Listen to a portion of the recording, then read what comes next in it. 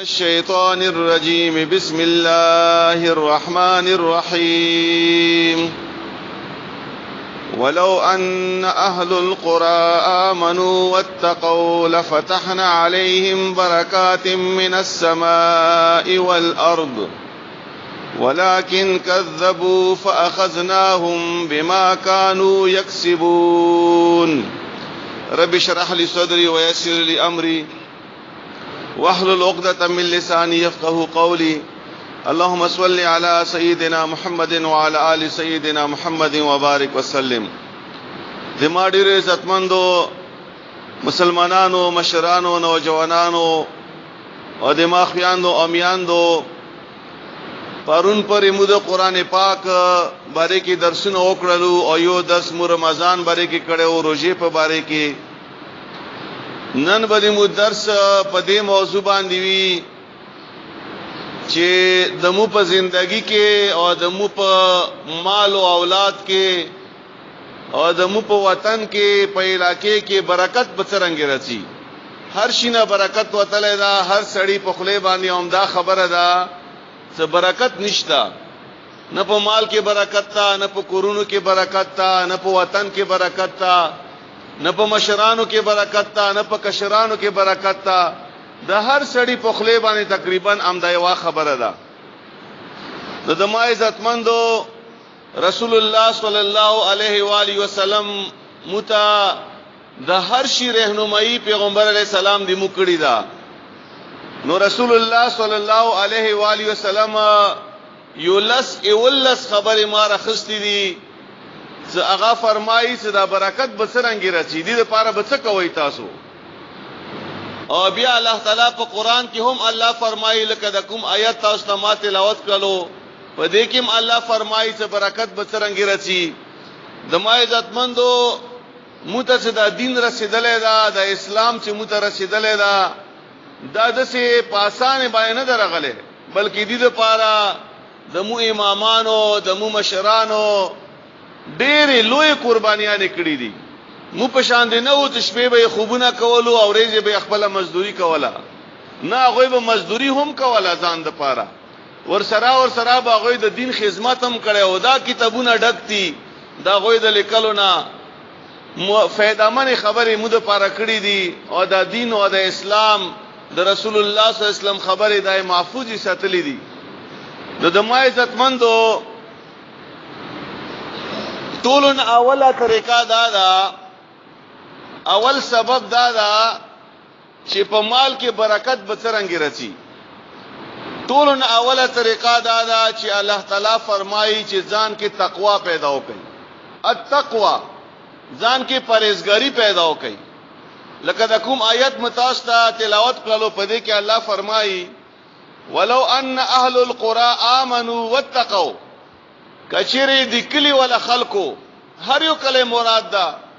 کدی کلی ولا خلقو ایمان راوړې وي او تقوا اختیار کړی وي. تقوا چې ته یې د تقوا معنا بار بار مکړی دا چې تقوا چې ته یې خود تقوا اسانه معنا ده چې لا یراکا مولاکا حيث نهاکا. د دې مطلب څه ده چې الله تعالی تا په دسي ځای کې و نه ګوري کوم ځای د الله خوښ نه ده یعنی خپل ځان اغزه تمبوزات هغه ځای د الله نه ده خوښ بده د تقوا یې لکه د الله تعالی زنا نه ده خوښه د الله بهایي نه ده خوښه د الله بے پردګي نه ده خوښه د الله تعالی حرام خوړل نه دي خوښه د الله تعالی دروغ نه دي خوښه د الله تعالی دوکا کول نه دي خوښه یعنی هر وا ګناه هغه د الله نه د خوخه چې الله نه د خوخه نو الله فرمایي چې هغه دې تمسه هغه کار مکو بده تقوا یعنی ګناهونو نه ځان ستل ګناهونو نه پرهیز کول. لکه څنګه ډاکټر چاته دوايي ویر کی نو هغه ورته وایي چې فلانی شینه به پرهیز کوي او دا خو مشهوره مقوله ده چې پرهیز علاج نه بهتر ده. نو چې پرهیز ورسره نه وي هغه بیماری نه خکېږي. نو څومره پورې چې مو ګناهونو نه ځان نوی بچ کړي اوره پورې د مو په نیکیانو کې خیر او برکت نه رسی. په نیکی کې به برکت علی رچی چې کله مو ګناه نه ځان بچ کو. لکه مثلا دا موږ مو وکړلو دا یو نیکی ده، دا یو عبادت ده، خو کدی سره مو حرام خورو، کدی سره مو دوکا کوو، کدی سره مو کې بد اخلاقی وي، نو بیا په دې منځ کې به خوند نه وي، مزه به نه وي، و به شي خو مزه به نه وي. نو په مونږ کې، په عبادت کې، په روزه کې، په هر یو عبادت کې خوند پیدا کولو د پاره طریقه دا ده چې ګناه نه ځان بچ کی، ګناه نه ځان. او عبادت خو هغه عبادت ده چې هغه کې خوند پیدا وشي.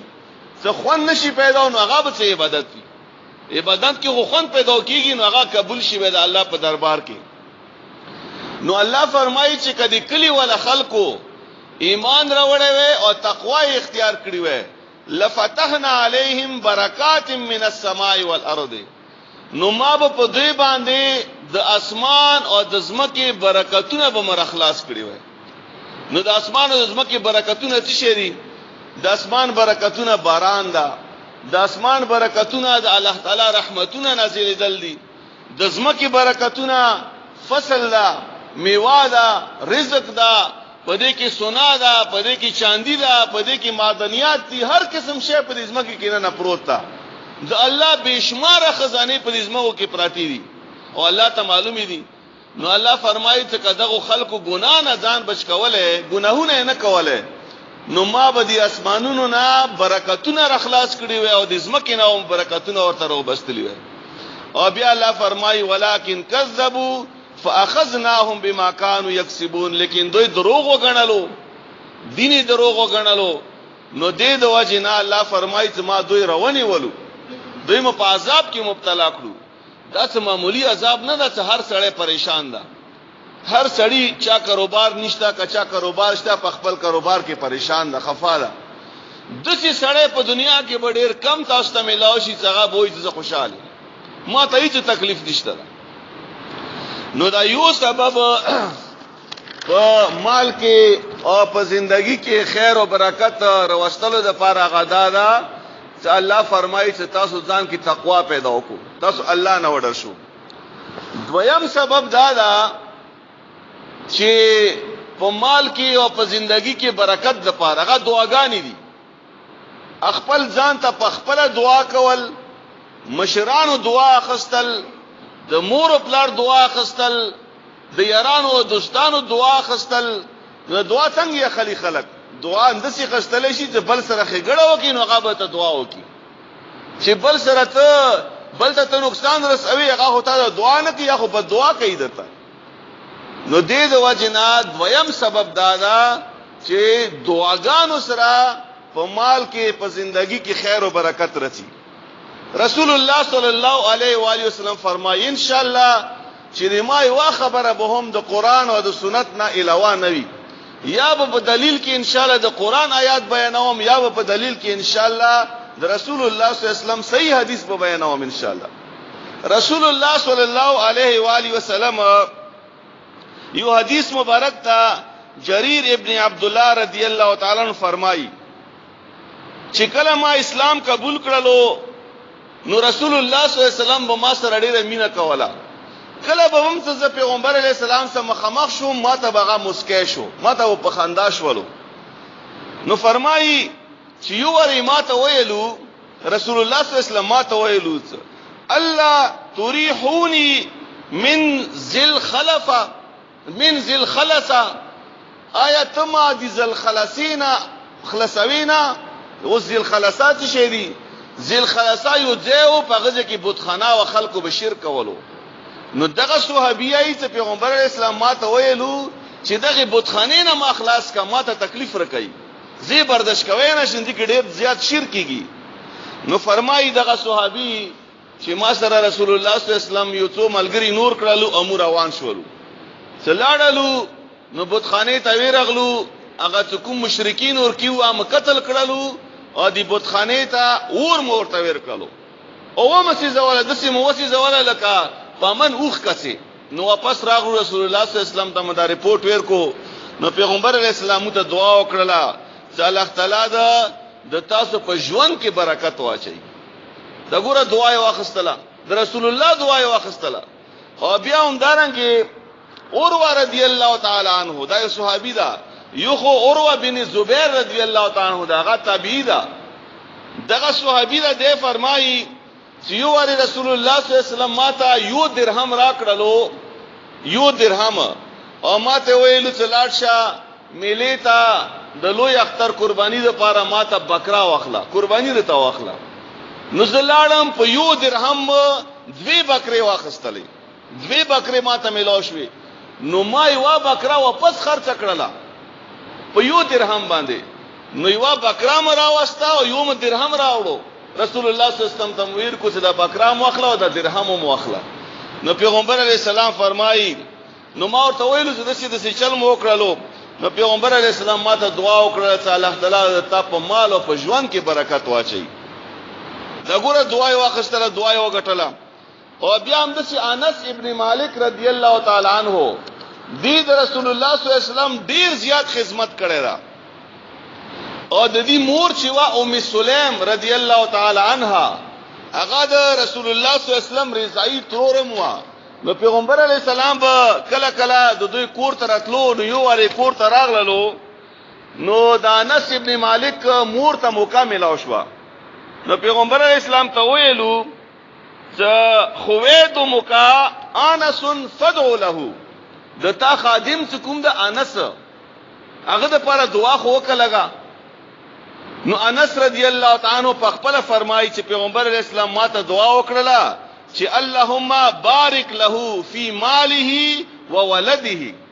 یا الله تعالی د انس په مال کې برکت واچي او په اولاد کې برکت واچي نو فرمایي چې حضرت انس رضی الله تعالی عنہ نا زیات مالدار انسان بیا غوښ کې بل نو دومره مال ورته الله ورکړو او اولاد دوای ورته کړی و نو فرمایي چې دومره اولاد ورته ورکو چې سلو نه زیات خود دې بچیو او بیا د دې مسیح هم د ډیر زیاتو دومره زیات مسیح چې انس سے پخپله فرمایي چې کله به ما سره مسیح مخامخ شو ما ورته ویل ستاسو نه ما ده منه نه ما هم غلطه شو هغه به څنګه ما ته واغستله بیا ورته ویل چې ته د ما کوم بچی بچای د چا بچای ته دومره زیات هغه اولاد ورته الله تعالی ورکړو دا څه د پیغمبر علی السلام ته د برکت دعا کړی و او بیا د ما عزتمندو رسول الله صلی الله علیه و آله وسلم بتکلا چې تا دعوت باندې لاړو چا بوغختلو روټی تا په دې کې موږ لپاره هم طریقه ده چې روټی به یو خړله نو بیا پیغمبر علی السلام هغه کور ول خلقو د لپاره دعا کوله اللهم بارک له فيما رزقته واغفر له وارحمه الله د دوی په رزق کې برکت واچي الله د دوی ته بخشش وکي او الله د دوی باندې رحم وکي دا طریقه ده چې تلاړ شو روټي وخرو په کار دې څنګه کې به دعا وکړو لکه عام طور باندې مو ولیمو ته څوک نه ولیمه کې تمو روټي خرو نه اول کې دعا یایو بسم الله یایو نه په اخر کې دعا کوو بلکې هغه د کور ولا چې کوم خلک دي د واده ولا هغه یې مو باندې بل ثواب هم غټي ځاخ طرف ته غانې بجانم لګولې نو څوک به کلمه پکې وای دا خو د مو ولیمو صورت حال حالان کې ولیمه باره کې تاسو ته علم شته چې ولیمه هغه سنت تا ولیمه چې څوک دته د ولیمه دعوت دیر کې هغه ته بخامه خاصه خامخا ولیمه دعوت قبلای خو څو ولیمه تلاړ شي نو یو طرف ته پکې ډالونه لګیدلې دي بل طرف ته پکې بے پردګی ده او بل طرف ته پکې غانې بجانې دي سبا دعاګانې وکي او سبا غږی کې ذکر وکي او کلمې بوای حالان کې دې سره په مال کې برکت راځي څنګه ته دعاګانې وکي او بیا د ما عزتمندو دریم سبب یو خو دویم سبب دغه دعاګانې شولې دریم سبب دا ده چې حلال خوړل د حلالو کاروبار د حلالو رزق چا په کور کې ته حلال وي د حلالو روټي وي د حلالو کاروبار وي نو حلالو کاروبار سره چې دا په مال کې او په کور کې برکت راځي یو ری رسول الله صلی الله علیه و آله وسلم ته یو صحابي او فرمایلو چې څه کسان دي هغه مال غنیمت نه پیسې اخلي پیسې غواړي نو پیغمبر علیه السلام ته په جواب کې او فرمایلو فمن یاخذه ماله بحقه یبارک له فی کچری هغه خپل حق اخلي نو الله تعالی د پاغه کې ورته برکت واچي ومن یاخذه ماله بغیر حقه لم یبارک له فیه او کچیر هغه خپل حق نه زیات اخلي خپل حق نه اخلي بغیر حق نه دوی مال اخلي نو الله د هغه په مال کې برکت و مچي خپل حق نه څوک د چا حق تلفي کوي او بیا مزید پیغمبر علیہ السلام و فرمایلو فمثله كمثل ياكل فلا يشبع د دې سړی مثال د سیدا لکه کوم سړی روټي اوخري او موړ نشي روټي خوري او موړ نشي خوې وګي یا وخت خوراک کوي دا د اکثري مثال لا څوک د چا حق خوري او بیا څلورم سبب دا چې د چا محتاج نه جوړیدل چاته سوال نه کول د بعضو خلکو دا عادت وي کنه هر وخت سوال کوي هر وخت قرضا بغواړي هر وخت پیسې بغواړي هر وخت هغه د خیالي زما د چوکتي شعرا کی نو پیغمبر علیہ السلام فرمایي چې یو صحابي دا حکیم ابن حزام رضی الله تعالی عنہ دا یو ور رسول الله صلی الله علیه وسلم تراغلو او پیغمبر علیہ السلام ته و فرمایلو چې ما ته مالی غنیمت نه لګي پیسې راکا نو پیغمبر علیہ السلام ورته پیسې ورکړلې په بلې ورځ بیا راغلو او پیغمبر علیہ السلام ته و فرمایلو چې ما ته مالی غنیمت نه لګي پیسې راکا نو بیا ورته پیسې ورکړلې دریم ځل بیا راغلو نو بیا ورته رسول الله صلی الله علیه وسلم پیسې ورکړې خو بیا ورته ویلو چې یا حکیم خبر واره یا حکیم ان هذا المال حلوه حذره بشکه دا مال چې دا کنه مال د پیسې دا ډیر خوګم دا او ډیر سرسبه زم دا د پیسې دا مال د دولت دا ډیر خوګ دا پارچا باندې خوګ دا چې د سشتا څنګه وې د مال نه خلم هر سړی ته مال خلګيږي هر سړی ته ضرورت تا او بیا ورته فرمایلو فمن اخذه بسخاوه نفس بورك له کشیر دغه مال چوک په د نفس سخاوت سره واخلي نو هغه کې به الله برکت واچي یعنی مراد دا چې چا کې قناعت وي چا کې صبر وي څومره چې الله ور تویر کې کوم غرض شي نو الله به هغه مال کې وته برکت واچي یعنی انسان کې خودداری پیدا وشي دا سوال ماده دا سوال صفت دا ور نه ختم شي نو الله ور کې بیا برکت واچي او بیا ورته فرمایلو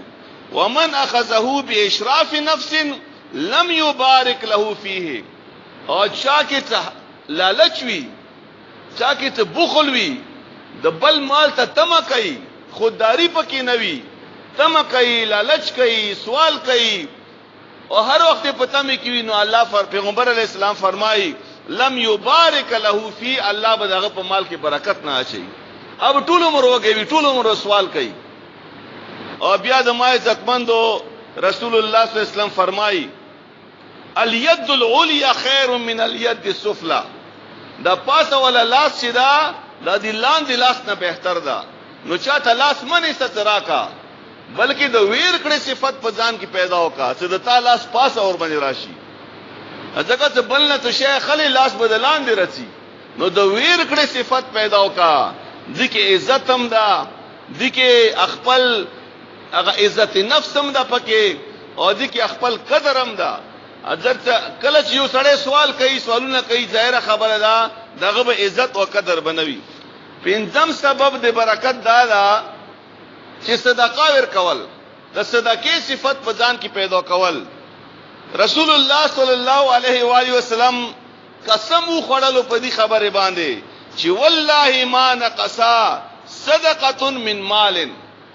قسم د په الله باندې چې صدقې سره په مال کې کمې نه رسی دا رسول الله صلی الله علیه وسلم قسم خوړلې ده صدقې سره په مال کې کمې بالکل نه رسی او بیا بخاری او مسلم دا حدیث راوړی دا چې ما من یوم یصبح العباد الا وملکان ينزلان د یو سبای نشته دا چې په هر سبای باندې دوی فرشتي نازلېږي پاس اسمان نګوره غور سره دا ووري هر سبای الله تعالی دوی فرشتي پاس نه نازلای او دغه دوی فرشتي هر سړی باندې کې دغه دعا کوي څه دعا کوي دغه دعا کوي ایوا فرشتہ یای چې یا الله تعالی کوم سړی مال لګوي خرچه کوي الله تعالی دغه په مال کې برکت واچي او د دویمه ملائکه چې دا ملائکه دا دعا کوي چې یا الله کوم یو انسان سمال وی سروي بخل کوي صدقه نه کوي خرچه نه کوي یا الله تعالی د دې مال تباہ کی مال ختم کی دا هر څه به دغه کار کیږي نو سوچ کوا ور باندې هغه سړی چې هغه بخل کوي هغه هم غمره خوراک کوي او هغه سړی چې هغه بخل نه کوي سخی سړی دا هغه غنه زیات خوراک کوي هغه ته زیات الله تعالی ور کوي او بیا د ما عزتمندو چې کله په قران پاک کې دغه آیت نازل شولو لن تنالوا البر حتى تنفقوا مما تحبون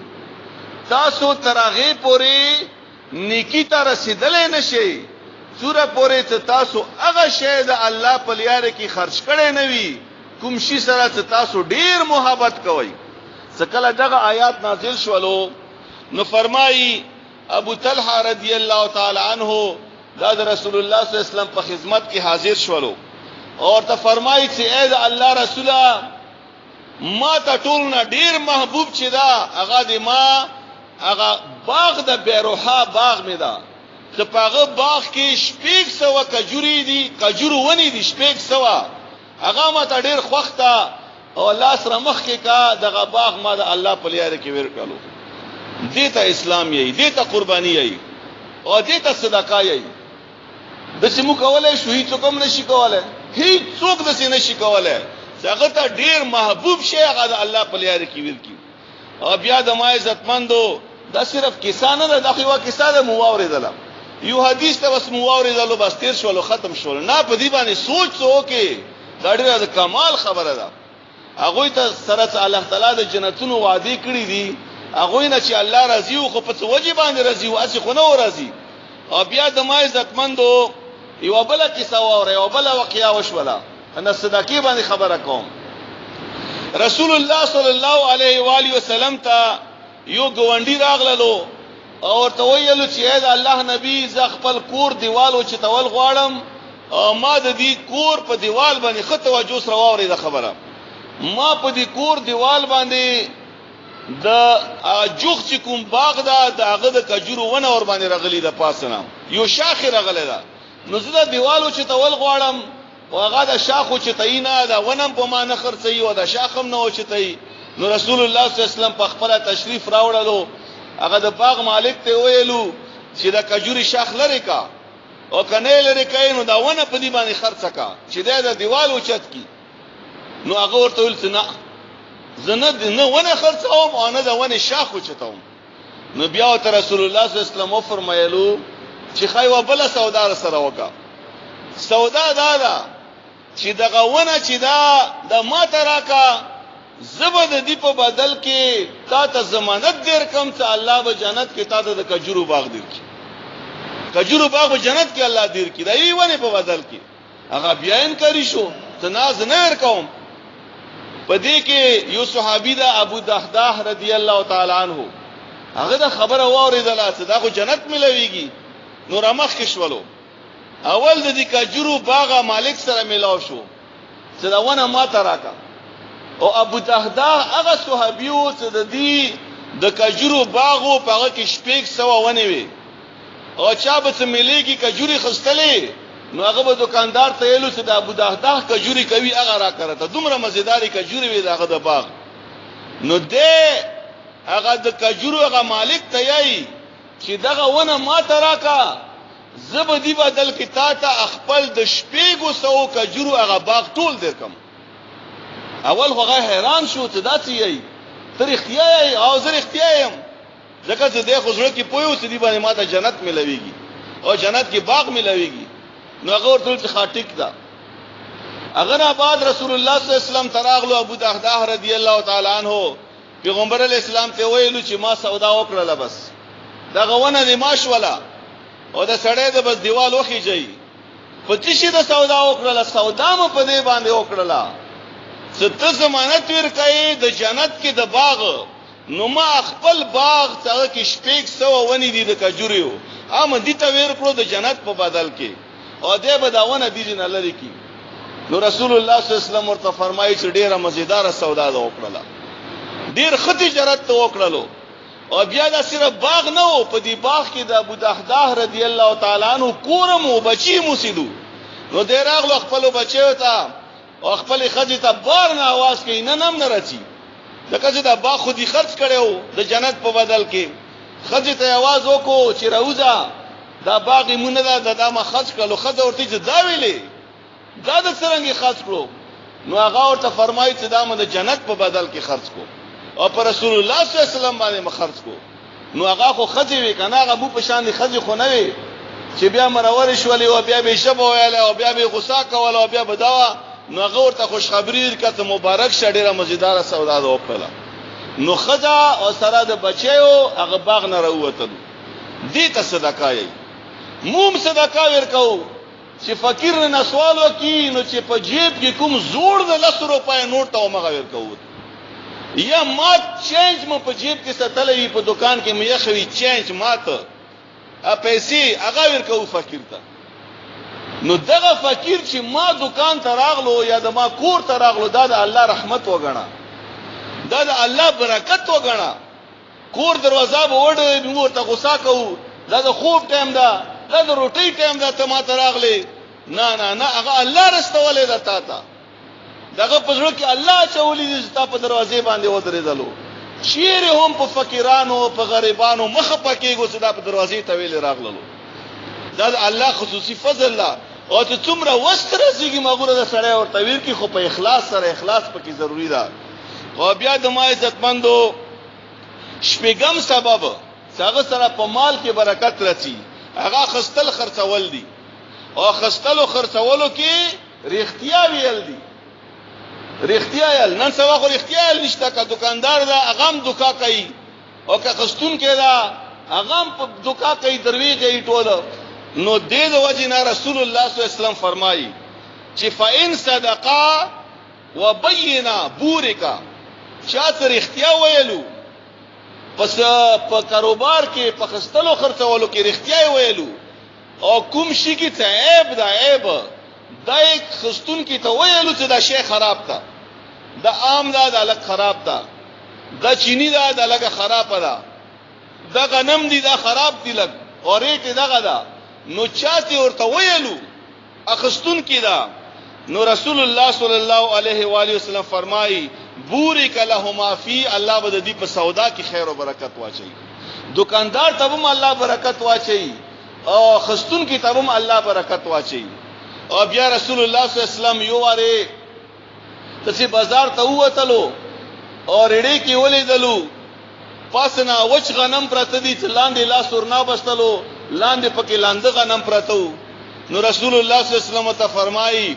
من غش فلیس منا شاته دوکا وکړه هغه د مونږ نه دی یعنی هغه مسلمان هم نه ده دوکې د پاره د خشه پاسه خدا او خراب شه د لاندې خدا مت بازار کې کلا کریټ اخلو کنه دا کریټ د امونو کریټ د مانو کریټ نو دا خسته نه شو دارنه ځکه ته پاس نه خشه خي ولاندې پکې ښاشه خي دا د مو صورت حال ده نو د مو په مال کې به څنګه برکت راشي د مو په کاروبار کې به څنګه برکت راشي برکت به نه راشي بیا ځکه چې دا د رسول الله صلی الله علیه وسلم خبرې دي دا د مو خبرې نه دي او بیا د ما عزتمندو وم سبب چې هغه سره په مال کې او په ژوند کې خیر او برکت راشي دا خه توجه سره وورو مسره زنانام ناس دي هغه دم توجه سره ووري سکوم شي سره برکت راشي هغه وم سبب شي دا هغه دا چې کوم یو کار کوي سحر وختي وکا کوم یو کار چې کول غواړي سبای وختي وکا کمثلا زه دکاندار يم سبای وختي دکان کولاو کوم کزه سفر باندې تم چې تاسو خبر ته اسلام آباد ته پنډي ته پکای چې وختي کور نه وزم کزه سکول یا مدرسې ته تم پکای چې وختي لاړ شم سکول مدرسې ته وختي لاړ شم هر یو کار چې کوي رسول الله صلی الله علیه وسلم فرمایي چې وختي کوا اوس ګوره پیغمبر اسلام دعا څنګه کوي اللهم بارک لامتی یا الله تعالی د ما امتیانو برکت واچي پاغوي کې فی بکورها د سحر په وخت کې چوک خپل عمل کوي بکورها بکر نه دا سحر وختي ته یي چوک خپل کاروبار خپل اریو کار دا سبای وختي کوي نو پیغمبر اسلام دعا کړی دا غوي د پاره ته الله تعالی د دوی په دې کار کې په دې عمل کې د خیر او برکت واچي او نن سبا هر څه الټا دي. کوهاټ خو بیا هم گزارا کوي، پېښور ته لاړ شه 11-12 بجې پرې به بازارونه بند وي، خصوصا صدر خو به بند وي. همداسې اسلام آباد ته لاړ شه 11-12-1 بجې پورې بالکل کاروبار نه وي. هغه ځای کې کاروبار شروع کیږي ماسپښین نه بعد او شپې نه وخته پورې خلک ویښ وي بیا. نو هغه کې به څه خیر او برکت راځي. رسول الله صلی الله علیه و آله وسلم طریقه دا وا چې شپې به وختي تملستو او سحر به وختي پاتېدو. مسخوتن المنزن بعد دا ګوره د بخاری شریف حدیث درته یم. مسخوتن منزن بعد رسول الله صلی الله علیه وسلم دینه منع کړی دا چې تاسو کینې غب شپ ولګوي. کچې د دین خبره وي، د چا د فائدې خبره وي، د چا د خیر خبره وي، نو بیا خیر دی. خو دنیا غب شپ لپاره کې نستل او موږ کو د مو ټوله ډرامې مسخوتن منزن آباد شروع شي. د مو د موبایل مصروفیت صدا هغه مسخوتن منزن آباد شروع شي. د منو جوانان، د مو بچي او د مو بچیان، د مو زنانه او د مو خدي دا خو دی موبایل تبا کړلو. ټول شپه موبایل ته بناستي او سبایو بیا منظور نه پاتې وي.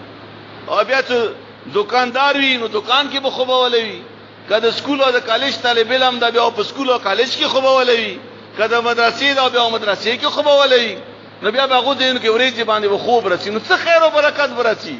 تعلیم کې خیر او برکت نشته، په کاروبار کې خیر او برکت نشته. ځکه سمود رسول الله صلی الله علیه و آله وسلم خبرې نه دی منلې او نه دغه خبرې منو. د دما عزت مندو اتم سبب په مال کې او په کور کې خیر او برکت راوستلو د پاره اتم سبب دا دا چې یو صحابي رسول الله صلی الله علیه وسلم تراغلو او پیغمبر علیه السلام ته او فرمایلو چې د مو په روټۍ کې برکت نشته. روټۍ په خاکو او بیا چې کینو خرونو بیا کم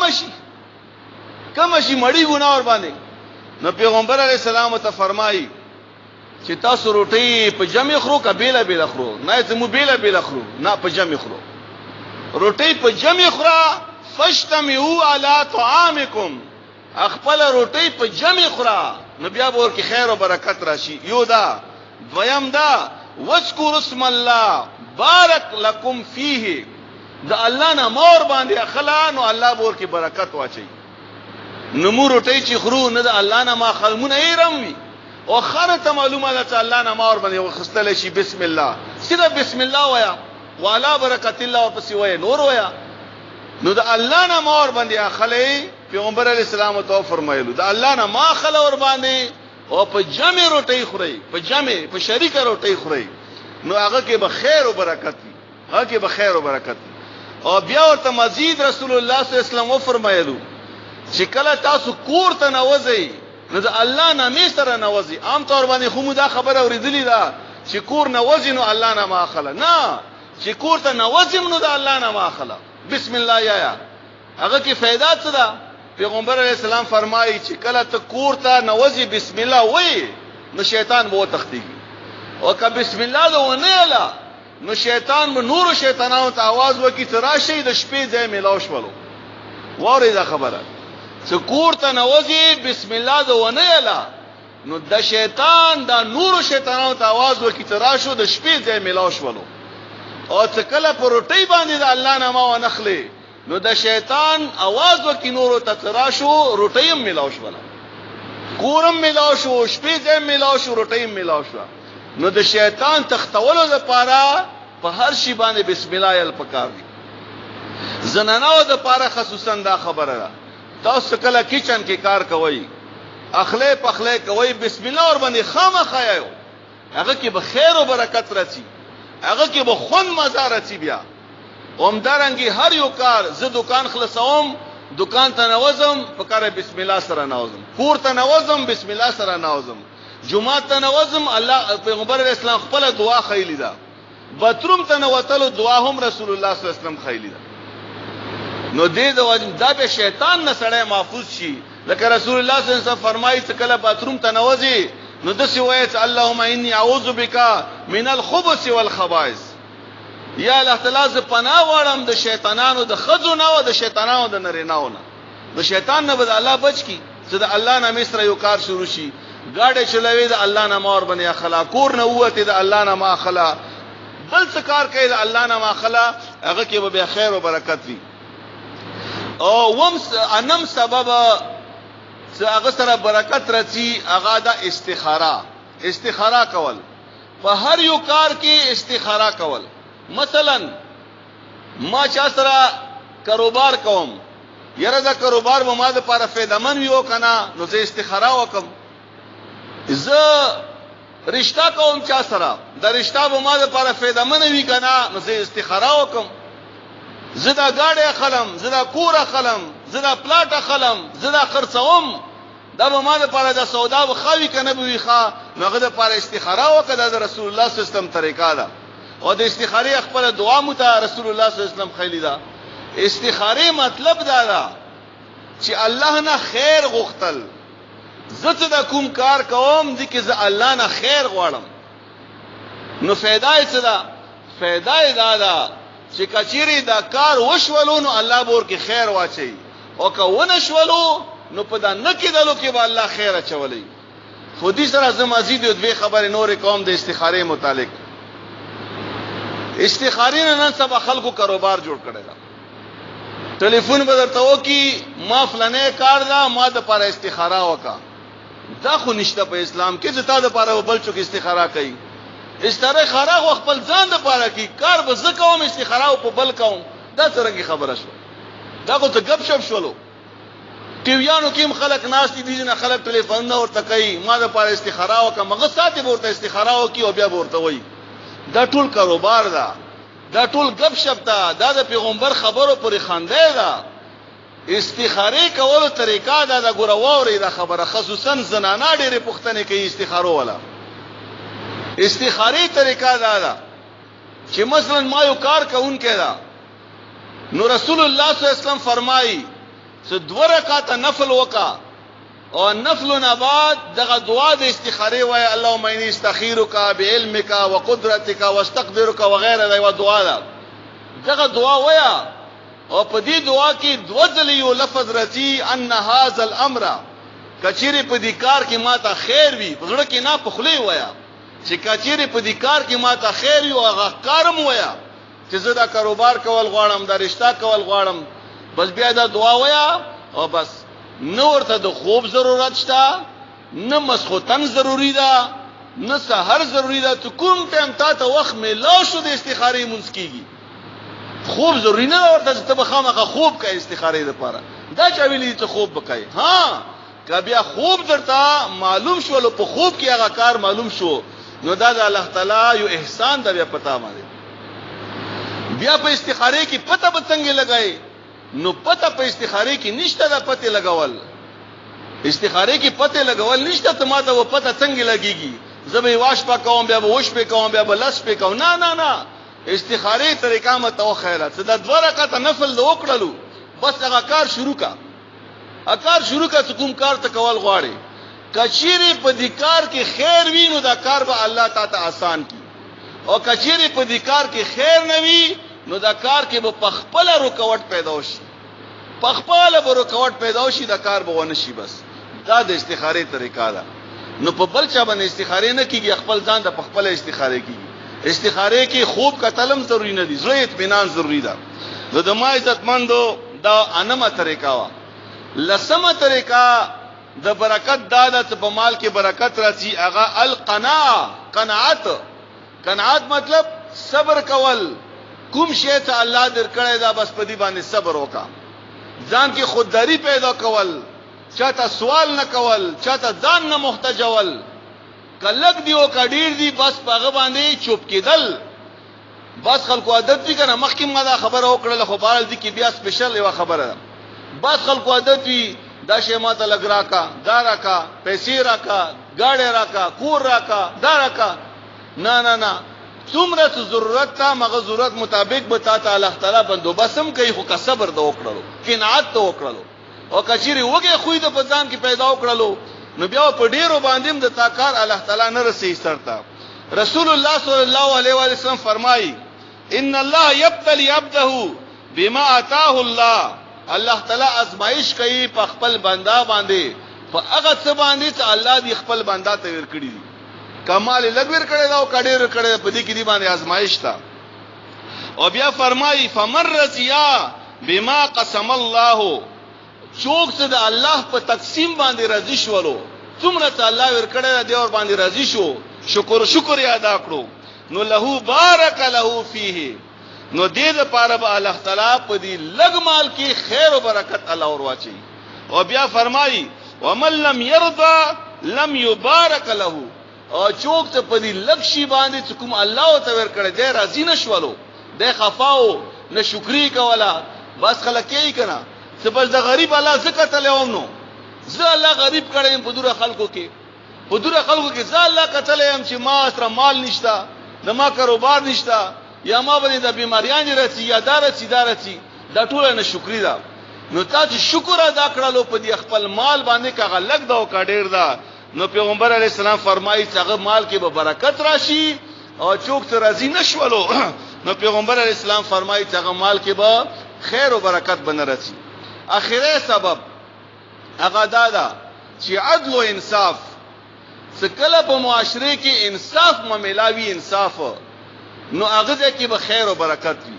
کغه د کور خبرې دي په کور کې انصاف وي په ملک کې انصاف وي نو کې نو ملک انصاف چیته ده نو په کورونو کې انصاف چیته ده انصاف خو نشته د دې دلیل دا ده چې فرمایي چې حضرت عیسی علی السلام دنیا ته واپس راکوشي واپس راشي د الله په حکم سره عیسی علی السلام نو پاغه وخت کې به عدل او انصاف معاملات کیږي هر چا سره او دومره عدل او انصاف معاملات بشي چې الله تعالی به دې زمکه ته وایي چې پتا کې نه څومره شی دا غرو بس نو دا زمکه نه به دا ټول برکتونه راوځي او بیا فرمایي حدیث کې راځي چې د انار ایوا دنا د انارو کې نه دنا چې کومه دنا دغه دنا به د لوی خاندان پورا خاندان به د ایوا دنا پوراوي دومره خیر او برکت براشي او دومره خیر او برکت براشي ته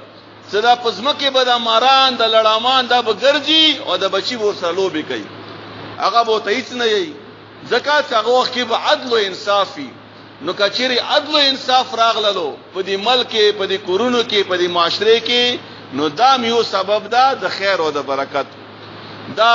یو څو خبرې تاسو په مخ کې ما وکړلې سبب ان شاء الله کوم درس وی هغه به دې باندې کې چې هغه کوم کارونه دي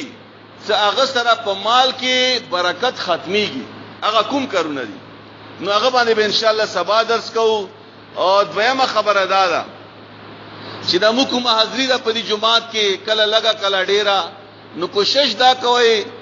کم از کم دا کوشش وکړو سبا ځان سره یو کس بل راو کغه تاسو ورور ده کغه مپلار ده کغه متر ده کغه مبچی ده یو کس ځان سره بل راولو نو دا حاضری به ډبل شي اومدارنګ اعلان زنانو د پاره هم ده